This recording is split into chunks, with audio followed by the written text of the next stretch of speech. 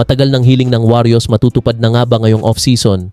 Pagkuha kay Anthony Davis, magkakaroon nga ba ng malaking problema? At De'Aaron Fox trade sa Minnesota kapalit ni DiVincenzo?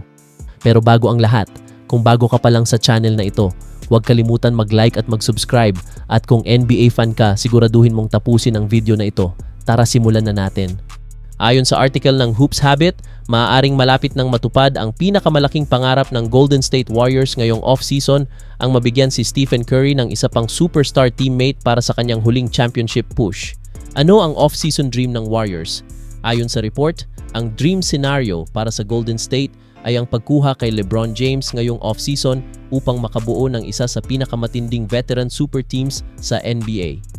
Naniniwala ang article na habang papalapit sa dulo ng kanilang mga karera sina LeBron at Stephen Curry, maaaring ito na ang tamang panahon upang pagsamahin ang dalawang all-time greats sa iisang koponan.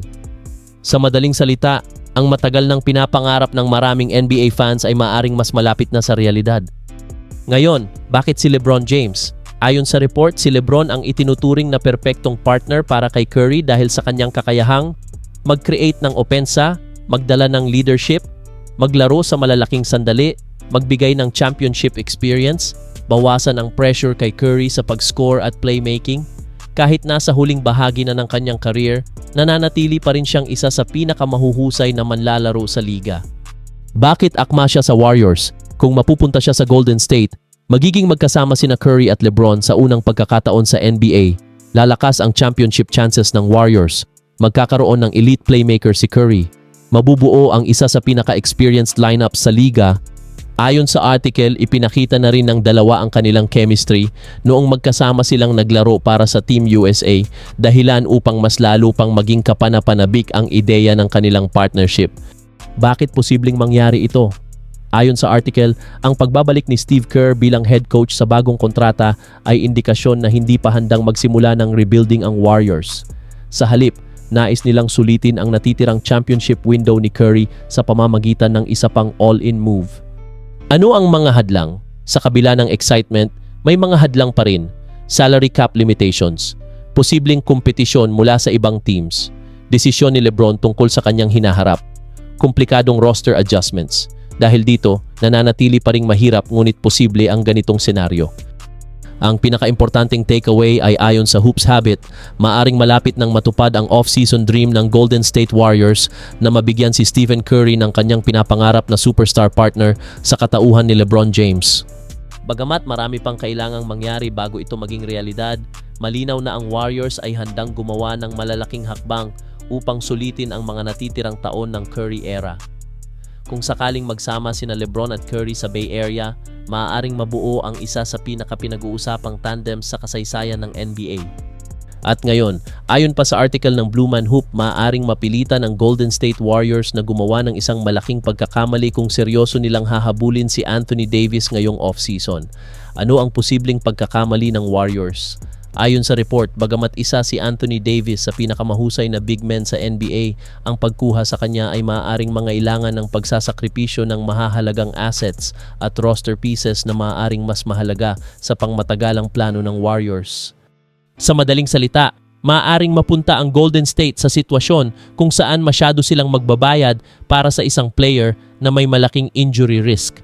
Bakit interesado ang Warriors kay Anthony Davis?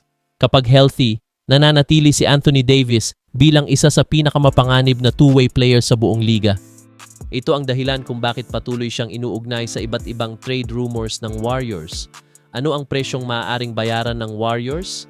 Ayon sa iba't ibang trade concepts, maaaring kailanganin ng Golden State na isama si Draymond Green, mga batang manlalaro, future first-round picks, mahahalagang rotation players. May ilang proposed scenarios pa nga na nakasentro sa Butler bilang pangunahing kapalit ni Davis. Bakit ito maaaring magkamali? Ayon sa article, may ilang seryosong concerns. Mahabang injury history ni Davis, napakalaking kontrata, posibleng pagkawala ng roster depth, pagkawala ng future assets. Bukod dito, naniniwala ang ilang observers na maaaring hindi sapat ang upgrade upang bigyang katwiran ang laki ng magiging kapalit. Ano ang ibig sabihin nito sa Warriors? Ipinapakita ng report ang malaking dilema ng Golden State habang sinusubukang sulitin ang natitirang championship window ni Curry. Kailangan nilang timbangin kung mas mahalaga ba ang agarang pagkuha ng isa pang superstar o ang pagpapanatili ng kanilang depth, young assets at flexibility para sa hinaharap. At ayon pa sa article ng Sporting News, may lumabas na trade proposal kung saan maaaring ikonsidera ng San Antonio Spurs ang pagpapalit kay De'Aaron Fox, kapalit ng dating New York Knicks star at dating fan favorite ng Golden State Warriors na si Donte DiVincenzo kasama ang iba pang assets mula sa Minnesota Timberwolves. Ano ang trade proposal? Ayon sa mock trade scenario, maaaring ipadala ng Spurs si De'Aaron Fox sa Minnesota Timberwolves kapalit ni na Julius Randle at Donte DiVincenzo, isang dating paborito ng maraming Warriors fans noong panahon niya sa Golden State. Bagamat hypothetical lamang ito, mabilis itong naging usapin dahil sa laki ng kontrata at halaga ng mga manlalarong sangkot. Bakit si De'Aaron Fox ang sentro ng usapan? Sa kabila ng pag-abot ng Spurs sa NBA Finals, may ilang analysts na naniniwalang maaaring dumating ang panahon na ibigay ng franchise ang susi ng backcourt kina Dylan Harper at Stephon Castle. May mga ulat na nagsasabing maaaring pag-isipan ng Spurs ang hinaharap ni Fox sa mga susunod na taon, bagamat hindi inaasahang mangyayari agad ito ngayong off-season.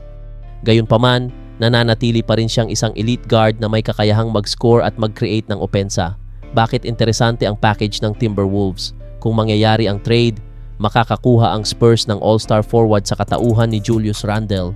Magdadagdag sila ng shooting at depth mula kay Donte DiVincenzo. Maaaring magkaroon ng mas balanseng roster sa paligid ni Victor Wembanyama. Ito ang dahilan kung bakit naging interesante ang trade proposal sa papel. Bakit mahirap pa ring mangyari? May ilang malaking hadlang. Kakapirma lamang ni Fox ng 4 na taong extension. Mahalaga siya sa long-term plans ng Spurs. Bata pa siya kumpara sa ibang stars. Posibleng hindi sapat ang package para kumbinsihin ang San Antonio. May mga ulat pa ngang nagsasabing nananatiling committed ang Spurs kay Fox bilang isa sa pangunahing katuwang ni Wembanyama para sa hinaharap. Ano ang ibig sabihin nito sa Spurs? Ipinapakita lamang ng proposal kung gaano karaming trade ideas ang umiikot matapos ang pagkatalo ng Spurs sa NBA Finals. Habang may ilang observers na nagtatanong tungkol sa kinabukasan ni Fox, wala pang malinaw na indikasyon na handa siyang i-trade ng San Antonio sa kasalukuyan. Ang pinakaimportanteng takeaway ay ayon sa Sporting News, isang hypothetical trade proposal ang nagmumungkahi ng pagpapalit kay De'Aaron Fox para sa package na nakasentro kina Julius Randle at Donte DiVincenzo mula sa Minnesota Timberwolves. Bagamat interesante ang ideya sa papel, nananatiling mahirap itong mangyari dahil sa kahalagahan ni Fox sa hinaharap ng Spurs at sa kanyang bagong kontrata. Sa ngayon, mas malaki pa rin ang posibilidad na manatili siyang pangunahing backcourt partner ni Victor Wembanyama habang patuloy na naghahabol ang San Antonio ng panibagong NBA championship.